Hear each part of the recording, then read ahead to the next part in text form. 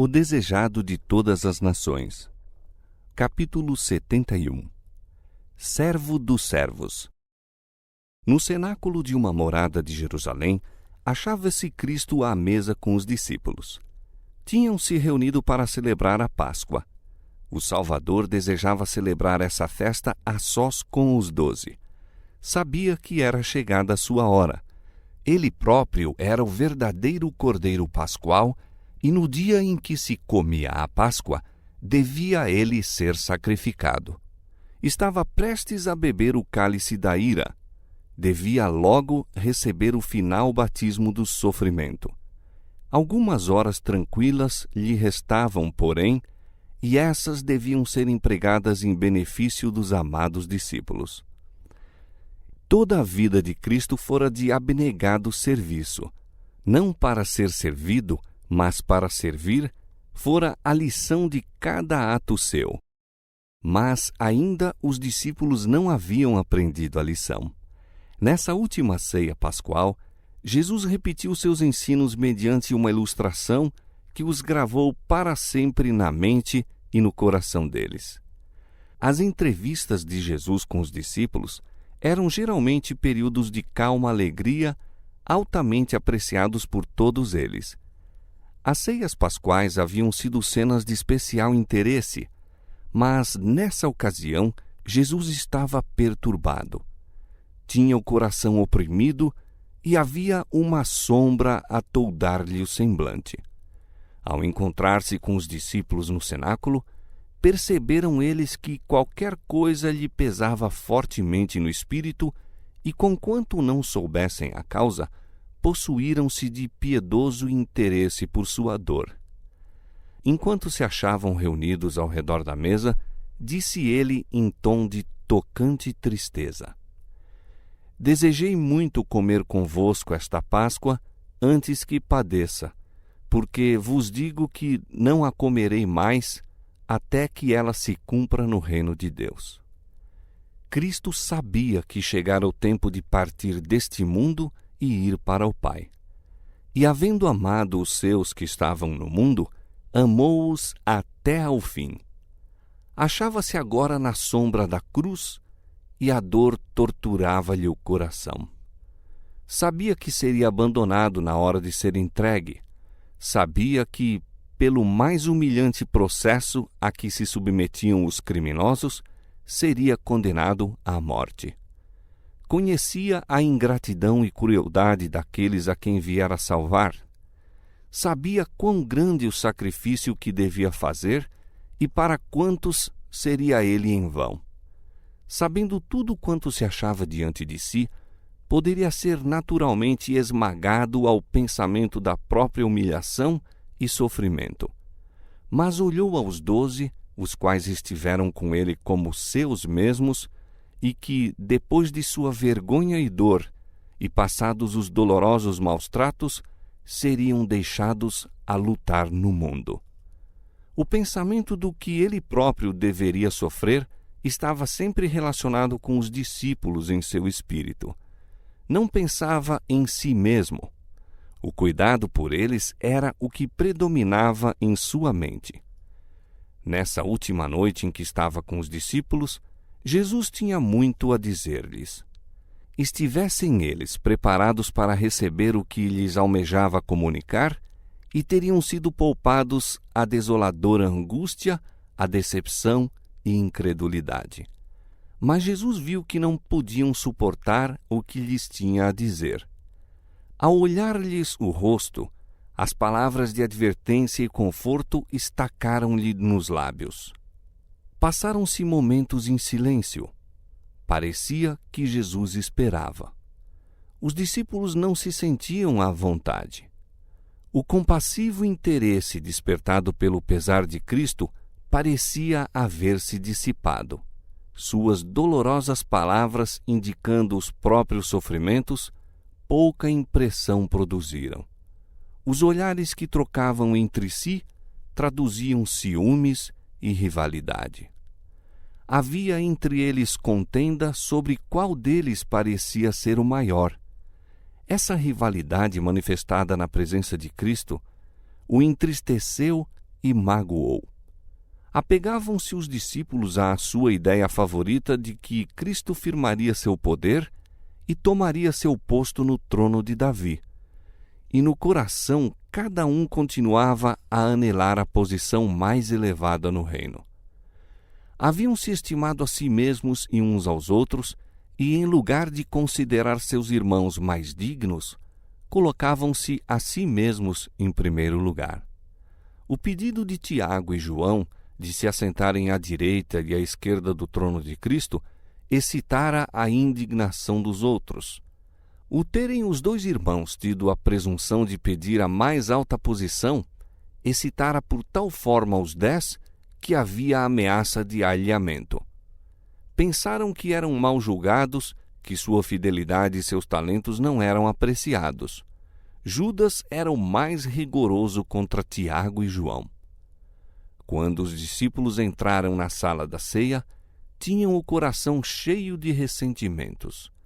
Judas apressou-se a tomar lugar junto de Cristo, à esquerda. João estava à direita. Se houvesse lugar mais elevado, Judas estava decidido a ocupá-lo, e esse lugar, julgava-se, era junto de Cristo. E Judas era um traidor. Surgira outra causa de dissensão. Numa festa, era costume que um servo lavasse os pés aos hóspedes, e nessa ocasião se fizeram preparativos para esse serviço. O jarro, a bacia e a toalha ali estavam, prontos para a lavagem dos pés. Não havia nenhum servo presente, porém, e cabia aos discípulos fazer isso. Mas cada um deles, cedendo ao orgulho ferido, resolveu não desempenhar a parte de servo. Todos manifestaram estoico desinteresse, parecendo inconscientes de haver qualquer coisa para fazerem. Por seu silêncio, recusavam-se a humilhar-se. Como havia Cristo de levar essas pobres almas a um ponto em que Satanás não obtivesse sobre eles decidida vitória? Como poderia mostrar que uma simples profissão de discipulado não os tornava discípulos, nem lhes garantia um lugar no reino? Como lhes mostraria que é o amoroso serviço, a verdadeira humildade que constitui a genuína grandeza? Como haveria ele de acender amor no coração deles e habilitá-los a compreender aquilo que lhes ansiava dizer? Os discípulos não fizeram nenhum gesto no sentido de se servirem uns aos outros. Jesus esperou por algum tempo a ver o que fariam. Então ele, o Divino Mestre, se ergueu da mesa. Pondo de lado a veste exterior, que lhe poderia estorvar os movimentos, tomou uma toalha e cingiu-se. Com surpreendido interesse olhavam os discípulos, esperando em silêncio ver o que se ia seguir. Depois deitou água numa bacia e começou a lavar os pés aos discípulos e a enxugar-lhes com a toalha com que estava cingido. Esta ação abriu os olhos deles. Profunda vergonha e humilhação os possuiu. Entenderam a muda repreensão e viram-se a si mesmos sob um aspecto inteiramente novo. Assim exprimiu Cristo seu amor pelos discípulos. O espírito egoísta que os animava encheu-o de pesar, mas não entrou em discussão com eles a respeito do caso. Deu-lhes, em vez disso, um exemplo que nunca esqueceriam. Seu amor a eles não se alterava nem esfriava facilmente. Sabia que o Pai entregara todas as coisas em suas mãos e que viera de Deus e ia para Deus. Tinha plena consciência de sua divindade, mas pusera de lado a coroa real e as régias vestimentas e tomara a forma de servo. Um dos derradeiros atos de sua vida na terra foi cingir-se como servo e desempenhar a parte de servo.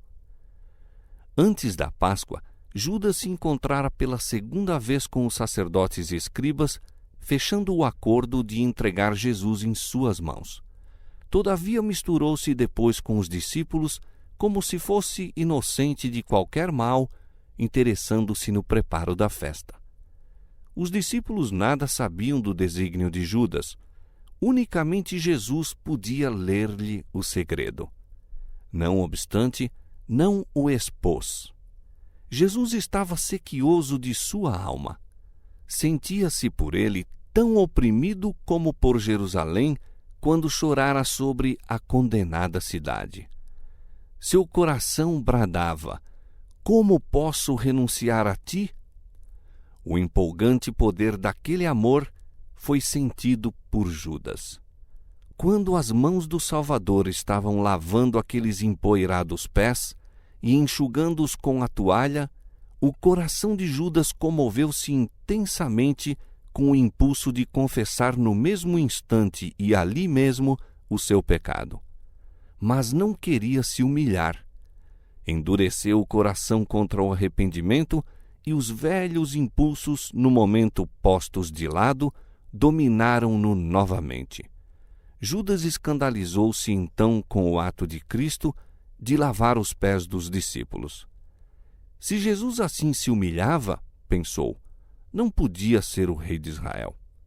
Estava destruída toda esperança de honra mundana num reino temporal. Judas ficou convencido de que nada tinha a ganhar por seguir a Cristo. Depois de o ver rebaixar-se a si mesmo, segundo pensava, confirmou-se em seu propósito de negar a Cristo e confessar-se enganado. Foi possuído por um demônio e resolveu completar a obra que concordara em fazer, entregando seu Senhor. Escolhendo sua posição à mesa, Judas procurara colocar-se em primeiro lugar e Cristo, como servo, servira-o primeiro. João, para com quem Judas sentira tão grande amargura, foi deixado para o fim. Mas João não tomou isso como repreensão ou menosprezo. Observando os discípulos a ação de Cristo, sentiram-se sobremaneira comovidos. Ao chegar a vez de Pedro, exclamou ele com espanto: Senhor, tu lavas-me os pés a mim? A condescendência de Cristo quebrantou-lhe o coração. Encheu-se de vergonha ao pensar que um dos discípulos não estava fazendo esse serviço. O que eu faço, disse Cristo, não o sabes tu agora, mas tu o saberás depois. Pedro não podia suportar ver seu Senhor, que ele acreditava ser o Filho de Deus, fazendo o papel de um servo. Todo o seu ser ergueu-se em protesto contra essa humilhação. Não compreendia que, para isso, viera Cristo ao mundo. Com grande veemência, exclamou: Nunca me lavarás os pés. Solenemente disse Cristo a Pedro: Se eu não te lavar, não tens parte comigo. O serviço que Pedro recusava era símbolo de uma purificação mais elevada. Cristo viera para lavar o coração da mancha do pecado. Recusando deixar Cristo lavar-lhe os pés, Pedro estava recusando a purificação superior, incluída na mais humilde. Estava, na verdade, rejeitando o seu Senhor. Não é humilhante para o Mestre permitirmos-lhe que trabalhe para nossa purificação. A verdadeira humildade é receber com o coração agradecido qualquer providência tomada em nosso favor e prestar fervoroso serviço a Cristo. Às palavras, se eu te não lavar, não tens parte comigo, Pedro subjugou seu orgulho e vontade própria. Não podia suportar a ideia de separar-se de Cristo. Isto teria sido para ele a morte. Não só os meus pés, disse, mas também as mãos e a cabeça. Disse-lhe Jesus: Aquele que está lavado não necessita de lavar senão os pés, pois, no mais, todo está limpo. Estas palavras querem dizer mais que a limpeza do corpo. Cristo está falando ainda da mais alta purificação, ilustrada pela menor. Aquele que viera do banho estava limpo, mas os pés calçados de sandálias logo se encheram de pó e necessitavam novamente ser lavados. Assim, Pedro e seus irmãos tinham sido lavados na grande fonte aberta para o pecado e a impureza. Cristo os reconhecia como seus, mas a tentação os levara ao mal e necessitavam ainda de sua graça purificadora. Quando Jesus se cingira com a toalha para lhes lavar o pó dos pés, desejava por aquele mesmo ato lavar-lhes do coração a discórdia, o ciúme e o orgulho. Isso era de muito mais importância que a lavagem de seus empoeirados pés. Com o espírito que então os animava, nenhum deles estava preparado para a comunhão com Cristo. Enquanto não fossem levados a um estado de humildade e amor, não estavam preparados para participar na ceia pascual ou tomar parte no serviço comemorativo que Cristo estava para instituir. Seu coração devia ser limpo. O orgulho e o interesse egoísta criaram dissensão e ódio, mas tudo isso lavou Cristo ao lavar-lhes os pés. Operou-se uma mudança de sentimentos. Olhando para eles, Jesus podia dizer: vós estáis limpos. Agora havia união de coração, amor de um para com o outro. Tornaram-se humildes e dóceis. Com exceção de Judas, cada um estava disposto a conceder ao outro o mais alto lugar. Então, com coração submisso e grato, estavam aptos a receber as palavras de Cristo. Como Pedro e seus irmãos, também nós fomos lavados no sangue de Cristo. Todavia, muitas vezes, pelo contato com o mal, a pureza do coração é conspurcada. Devemos chegar a Cristo em busca de sua purificadora graça. Pedro recuou ante a ideia de pôr em contato com as mãos de seu Senhor e Mestre os pés menos limpos. Mas quantas vezes pomos nosso coração pecaminoso, poluído, em contato com o coração de Cristo? Quão ofensivo para Ele é nosso mau gênio, nossa vaidade e orgulho. Não obstante, devemos levar-lhe todas as nossas fraquezas e contaminação. Unicamente Ele pode nos lavar e deixar limpos. Não estamos preparados para a comunhão com Ele, a menos que sejamos limpos por sua eficácia. Jesus disse aos discípulos: vós estáis limpos, mas não todos. Ele lavara os pés de Judas, que, porém, não lhe entregara o coração. Este não estava purificado. Judas não se submetera a Cristo.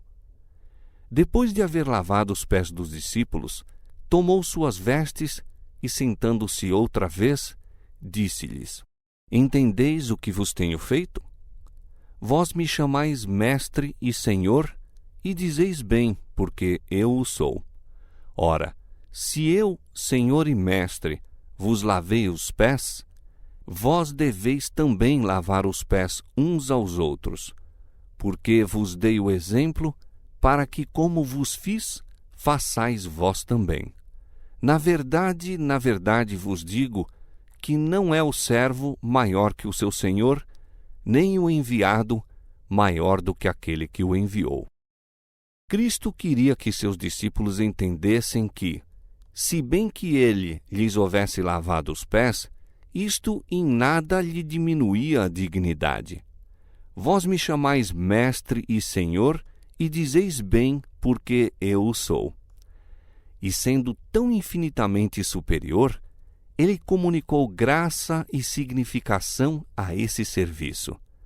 Ninguém tão exaltado como Cristo, e todavia abaixou-se até ao mais humilhante dever.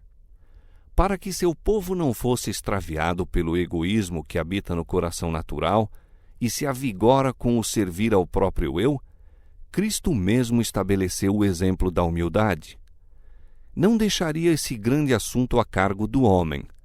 De tanta consequência o considerava que ele próprio, igual a Deus, fez o papel de servo para com seus discípulos. Enquanto eles contendiam pela mais alta posição, aquele diante de quem todo joelho se dobrará, a quem os anjos da glória reputam uma honra servir, curvou-se para lavar os pés daqueles que lhe chamavam Senhor.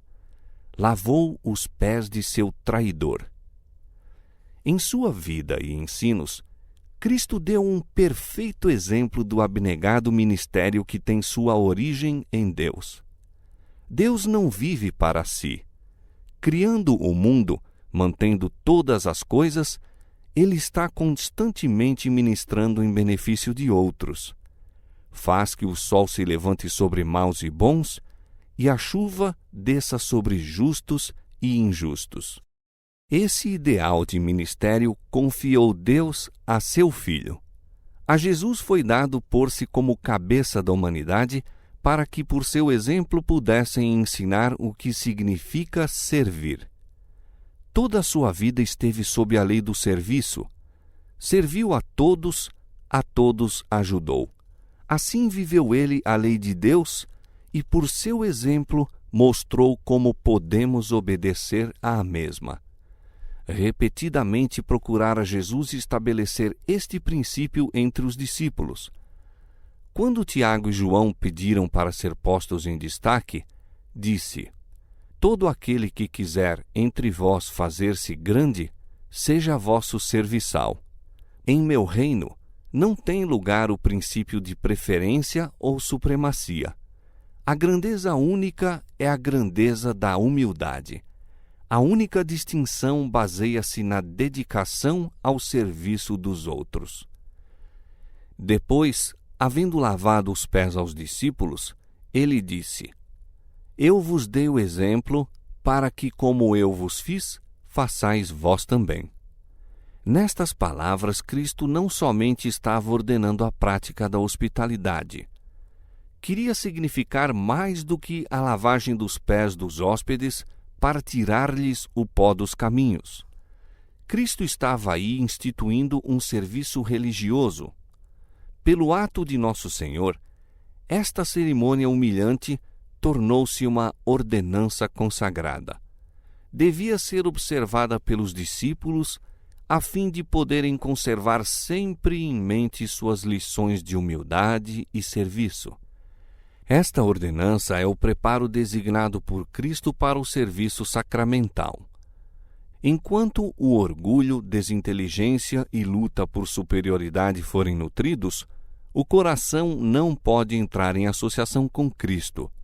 Não estamos preparados para receber a comunhão de seu corpo e de seu sangue.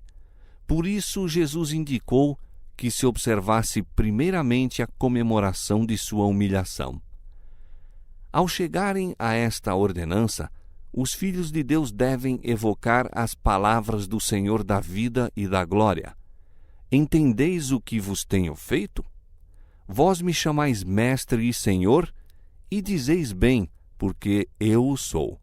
Ora, se eu, Senhor e Mestre, vos lavei os pés, vós deveis também lavar os pés uns dos outros.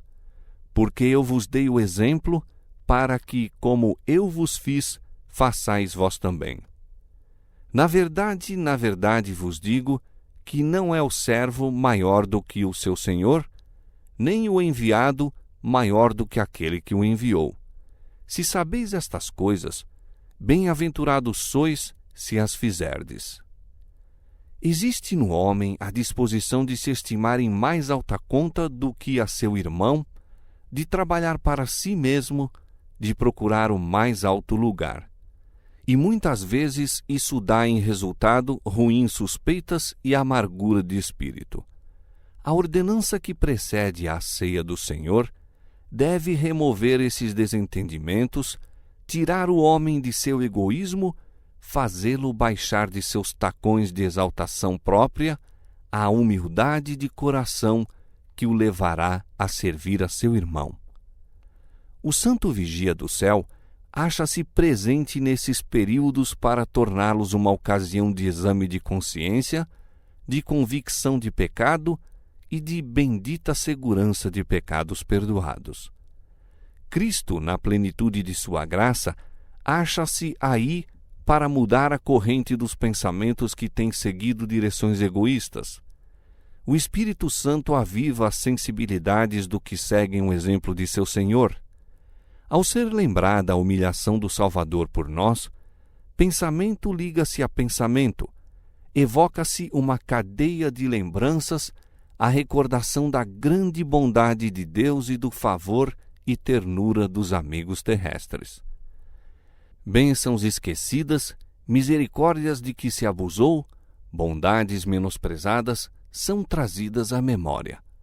Patenteiam-se raízes de amargura que expulsaram a preciosa planta do amor.